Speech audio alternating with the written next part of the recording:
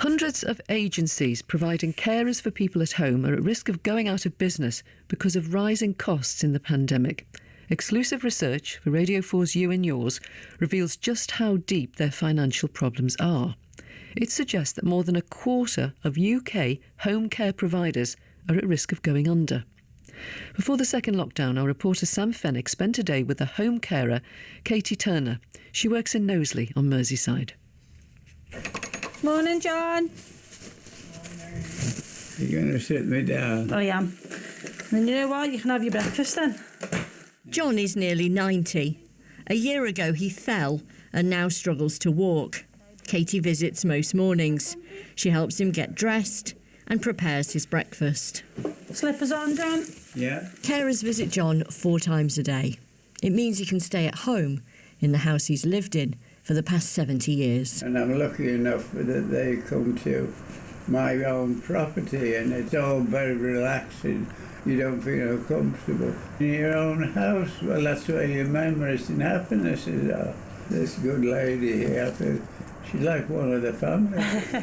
Katie doesn't get long with John. 20 minutes later, and she's on to her next visit. So now we're off to see Mr. Mannion. He lives in the Western area.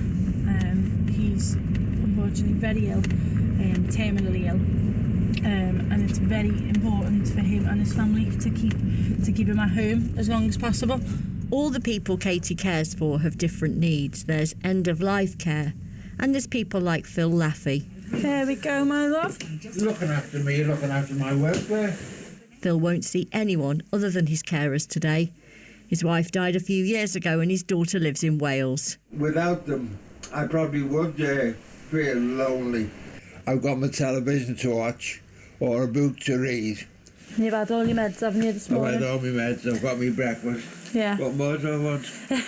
Katie's day is full on. She starts at 7 o'clock in the morning and will work through until 10:30 tonight.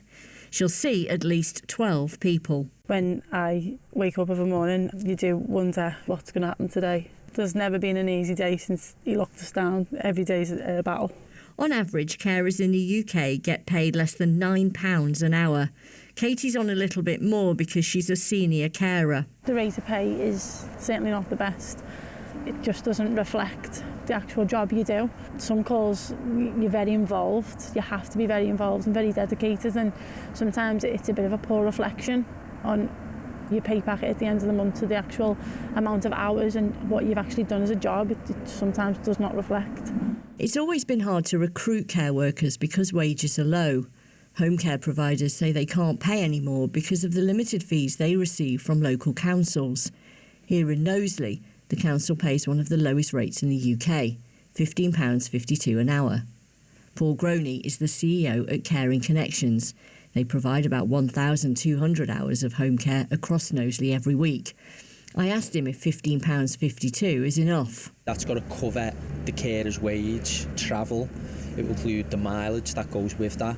But alongside that, there's all the back office costs that go with it.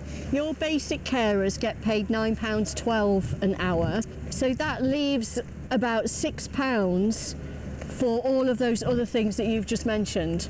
It is impossible, it really is impossible to do it, and you're in this situation of balancing quality and finance, and on such a low rate to even meet break even is a very, very tough task. So you're constantly working on a knife edge to ensure that not only can you provide that quality service, which is paramount, but also that you've got that financial support to keep the business running.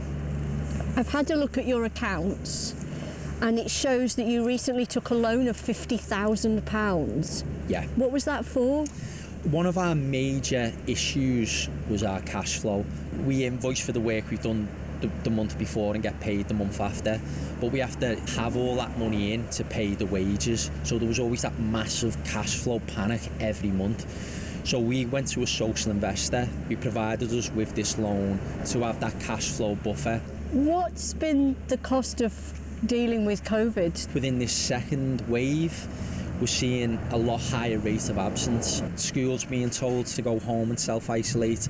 So this meaning our staff members have to go home and go off for 2 weeks.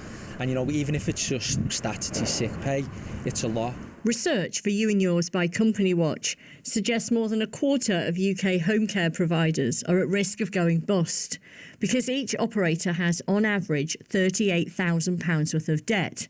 Nick Hood is an expert in social care funding and did the research for us. The thing that I focus on is not just the risk of going bust, but how little substance these companies have. We found that 28% of the companies had assets of £25,000 or less, which means that the merest puff of adverse financial wind will blow them away. Could coronavirus be that puff of wind you talk about? I think it very well might, because what you've got to understand about these companies is that they've been struggling for years, and now this hits them. They need to be very resilient to come out the other side okay. And when you look at their finances, the one thing they don't have is resilience. The government says it's committed to finding a long-term solution for social care that puts the sector on a sustainable footing for the future. In the meantime, it's made £4.5 billion available to local authorities to help them deal with the pandemic. We're going on a bear hunt. We're going to catch a big one. What a beautiful day. We're not scared. Harry has just celebrated his 20th birthday. He lives in Widnes with his mum and dad and younger brother and sister. His call is a bit of independence for Harry himself. And he's our youngest service user with a massive personality. He's great.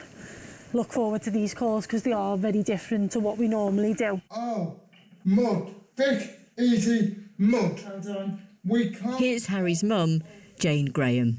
Harry needs it for his mental well-being. When they don't come, it's very hard keeping Harry's spirits lifted, as well as having all the extra work to do yourself. They're like his friends, they're not just his carers. He looks forward to them coming, and that, sometimes gets him through the day, knowing that at the end of the day he'll get to see them. More than 500,000 people in the UK receive care at home.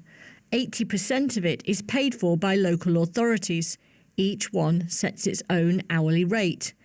The Trade Association for Home Care Providers thinks there should be a minimum payment all councils pay for care. Here's Colin Angel from the association. The most straightforward answer is that councils need to understand and pay the real cost of care. Now, we calculate that as £20.69 an hour for this financial year. It's really the lowest price that care can be delivered, covering the staff costs, wages, the national insurance and pension contributions, and then the cost of running the care service itself with all the regulatory requirements that come with it. Unfortunately, we don't see councils paying the real cost of care. When we looked at this in April 2018, we found that only 1 in 7 councils were paying our minimum price for care at the time. We're still not seeing councils recognising the true cost. And until that happens, and until councils are adequately funded by central government, we will continue to see home care services operating on the edge of sustainability. Knowsley Council increased the price it pays for home care by 7% in April. They say it's costing them more than £400,000 a year. They're also helping businesses cover the cost of staff who are off sick or having to self-isolate because of COVID. Absolutely shattered.